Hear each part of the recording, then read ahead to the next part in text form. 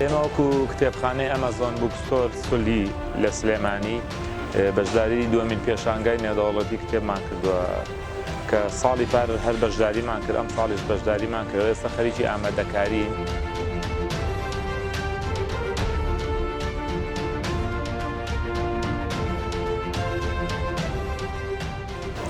به نام خداوند بخشنده و مهربان، خوش آمد میگم بهتون که اومدین و به نمایشگاه بین المللی کتاب سر زدین در استان سلیمانیه کشور عراق. امیدوارم این نمایشگاه بتونه جای خودش رو باز کنه و همگام با شهر اربیل نمایشگاه بتونین گام‌های مثبت بیشتری بردارین و بزرگتر بشه.